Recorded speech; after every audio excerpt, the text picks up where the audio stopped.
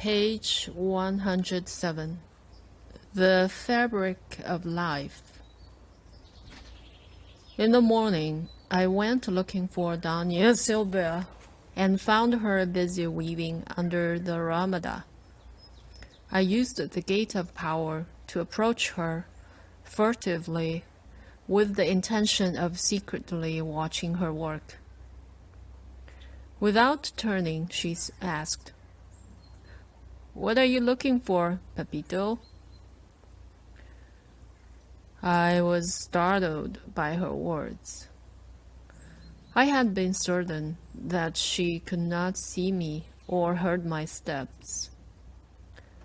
Baffled, I said I'd thought she hadn't seen me. She replied that in fact she had not, but her energy body had felt my approach. She said she used her loom as a springboard to the other world. Weaving, she stopped talking to herself and so perceived everything in that other world. She said that was the reason she was able to see me coming, even though her back was turned to me. She invited me to join her and said she had weaving to do. As we chatted, Doña Genoveva, Doña Silvia's healer friend from another town, came to visit. During our conversation, Doña Silvia told me that Doña Genoveva too knew about weaving. Laughing, she asked me to tell Doña Genoveva what had happened to me in connection with weaving. She was referring to one of the most terrifying experiences I had ever had. I immediately remembered one of the first things Doña Silvia taught me when I was ill was how to weave. I subsequently spent endless hours weaving my attention.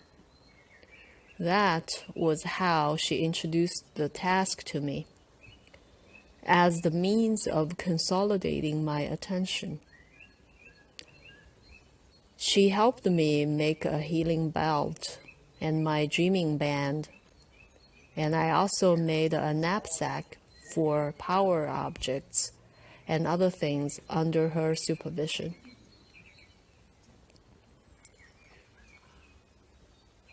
What Doña Silvia wanted me to relate happened when I was once out walking alone. I had been upset about how overwhelming my tasks were, so one day I just dropped everything and went for a walk without a direction or destination in mind. Several days passed until I got to the outskirts of a nameless small town lost among the mountains. There, I happened upon a lady weaving in front of her hut, using a hand loom with 9 beaters. I was drawn to her work and went up to her in order to talk to her, even though something inside me told me I shouldn't. I approached her, begging her pardon for interrupting her work, and explaining that I had done it because I was fascinated by how the loom of the ancients worked. She was very friendly and invited me to come closer, explaining that she was weaving a very special blanket. A peasant woman of little culture, she left me spellbound by her way of explaining her work. The fabric, she said, was to be a blanket for attracting good dreams. I remained a long time in conversation with the woman. Her manner soon made me realize that she was a sorceress. Even with the alarm bells sounding inside me, however, I went on listening to her explanations. I was definitely captivated by her work and what she was saying. She said the weaver's art consisted of arranging the vertical threads, known as the warp, and the horizontally woven threads, known as the weft, so that the end result was a picture or a lace pattern. In her peculiar way, the old woman said, "A mediocre weaver produces worthless plain fabric, but a master weaver can arrange the threads in such a way that they generate an added value, beauty." As she spoke, her hands moved with extraordinary speed and harmony. The image came to my mind was that of a virtuoso pianist. Her hands performed an amazing ballet as they passed the threads through and tightened them with a wooden comb, creating a wonderful design in the fabric. She said, "We all live in a fabric of relationships. Master weavers say that the loom represents the universe. The warp or the vertical threads represent the human beings. And the weft or the transverse threads, the relationship that form between human beings." She made extravagant comparisons between the fabric and the social relations, assigning different values to the colors and the shape she was using. I felt as if her voice was dragging me into a bottomless pit, but her explanation was so interesting that I just stood there like an idiot listening. She went on with her explanation. "According to our senses, we live in a real world, but it is not as real as we think. This blanket, for example, is merely a combination of its threads, but if you look closely, you'll see that it is more than just a simple blanket." As she spoke, I realized that I was entering deeper and deeper into the mesh of the fabric, to the point that I couldn't take my eyes off the cloth. The feeling was pleasant at first, but after a while I felt that I was being hypnotized by her art and her words. I became frightened and hastily fled the place, but it was too late. Something had struck to me, and the days that followed were really bad. In my dreams, I repeatedly saw the image of the sorceress and the blanket she was weaving. I felt that I had fallen prisoner to her spells until I managed to return to Danya Silva's house. I don't know how. I told the healers what had happened, and only through their intervention did I manage to escape from the sorcerers who had bound me up and was about to steal my soul. Danya Silva confirmed my encounter with the sorcerers had really been a fierce battle, and that I only got away because I faithfully followed the healer's instructions. The secret of the Plumed serpent by Armando Torres. Tonalamatl. Daniel Silva was a superb fortune teller. To make her predictions, she would consult her sacred rings, or wheels of fate, as she called them. She had made them from cardboard and painted them with the symbols of Tonalamatl, better known today as the Aztec calendar.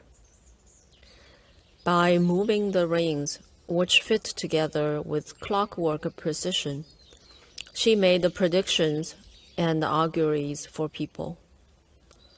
Her consultations always began with the same words.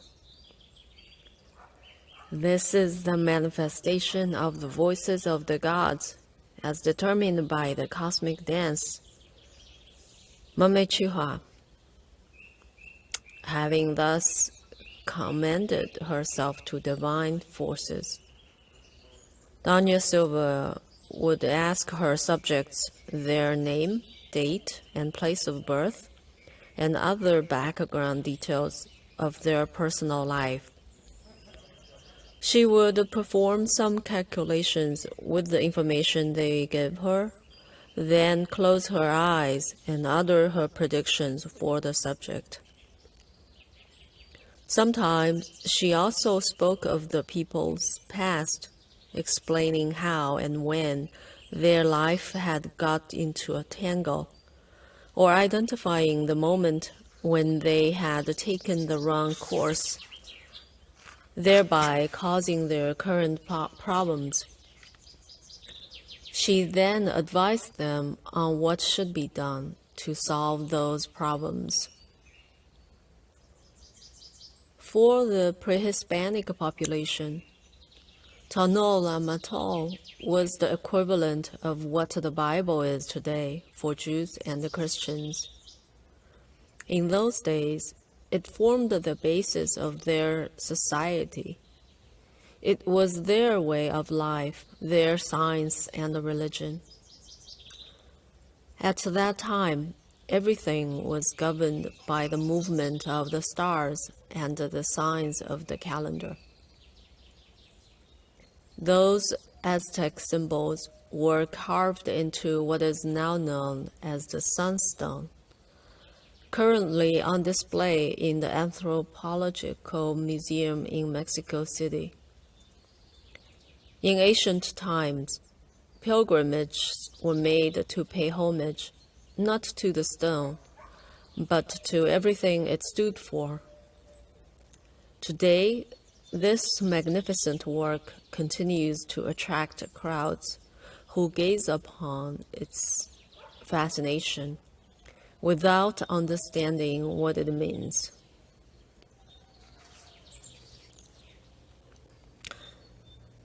In one of her consultations, Danya Silva predicted a future of misfortunes, diseases, and misery for the subject.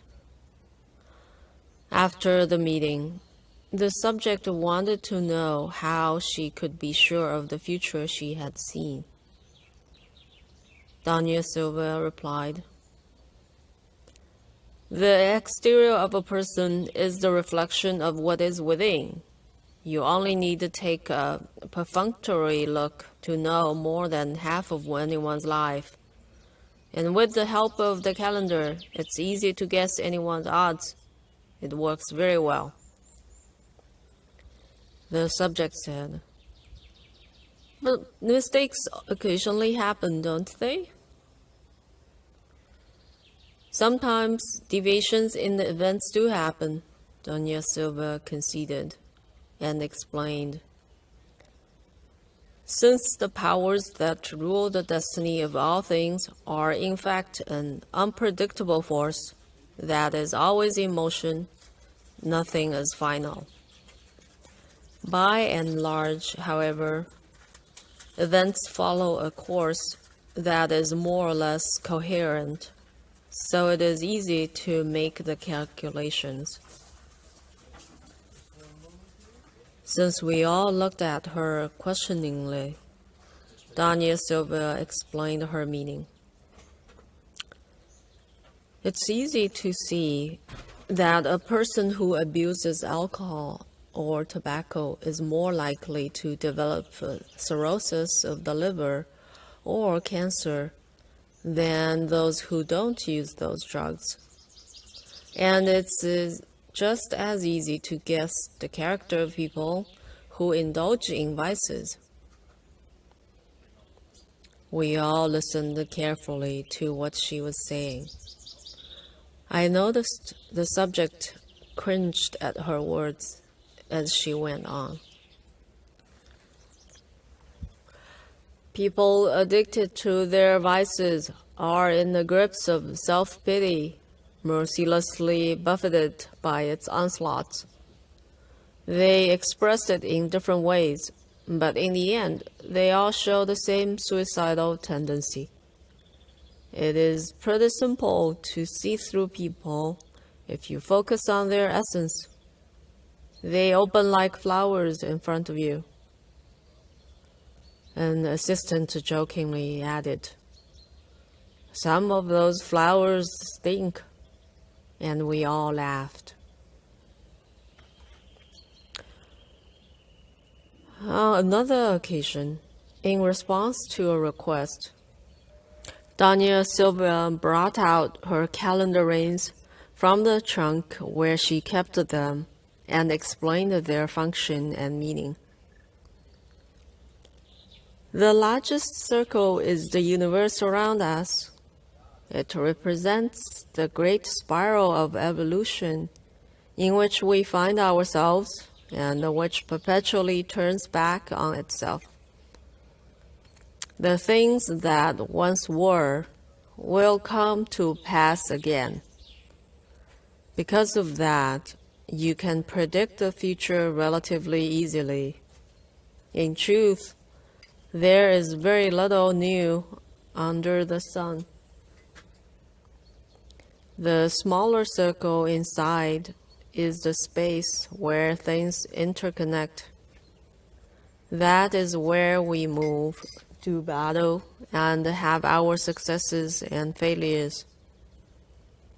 That space was created by the gods who sacrificed themselves to provide an example, a path for us to follow. That is why the space is filled with clouds and rays of sunshine. That is to say, with struggles and rewards. In the center is the face of the sun.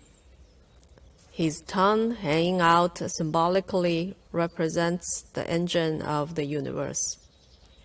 It is the center of everything.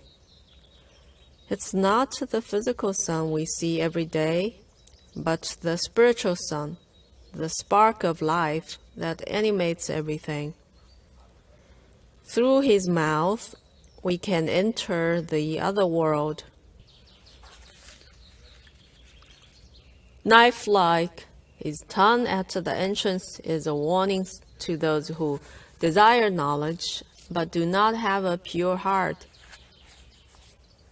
Then she explained the meanings of each of the 20 symbols and said, "Ye should know that absolutely everything that exists in the universe is interconnected, be it visible or invisible. If not a single grain of sand moves without affecting other things, imagine then the effect produced by the sun, the moon, and the planets. That is why the ancients looked so carefully at the sky. They concentrated on the movement of stars, because there they found the answers to their questions. They saw the movement of the universe as a cosmic dance, which communicated with us through the language of rhythm, proportion, and harmony. Our forefathers were very patient. They gazed again and again at the ebb and flow of things and noticed secret relationships between them. They knew they had to ask the right questions to get correct answers from what they observed. They were not crazy like the modern man, who sees himself as the center of all that exists, so that wherever they look, people only see their own reflections. Our ancestors saw themselves and the things around them in proper perspective. They discovered that the land on which they placed their feet was but a small part of a giant being, aware of itself. We learned from them that it's possible to contact that awareness. They also taught it's possible to hook up to a ray of light, whether it comes from the moon or from the farthest stars. Hooked up like that, one can travel to those places. Our ancestors were aware that Earth was much more than just a rock floating in space, and the sun was much more than a ball of fire. They knew that all the stars were sentient beings because they actually communicated with them. They asked the stars what they wanted to know, and the stars told them. One would be crazy to turn against the universe. When someone acts contrary to its cycle, problems arise, diseases, madness, rages, sorrows. Learning the art of healing, one learns to flow with everything that surrounds him. That is the true teaching. All else, the knowledge of the man of reason, is useless because it doesn't teach the main thing, which is unity with everything. Daniel Silva explained the dance of the stars generated different vibrations, and that each of us was imprinted with a specific vibration at birth. That imprint really influenced our lives. That is why we all fall into one or the other of the categories that exist on the wheel of destiny. What, haven't you noticed how people form groups, classes, and subclasses? Humans share tastes, inclinations, and even physical characteristics. That is due to the vibrations that marked us. Daniel Silva gave us lessons on the alleged similarities between facial types, hands, eyes, and other body parts in people. She explained that these similarities had a decisive influence on people's characters and lives. When asked why healers sought that kind of knowledge so avidly, she replied, "By knowing the harmonic vibration related to them, warriors do their utmost to resonate in unison with that vibration. That is how one achieves completeness as a human being."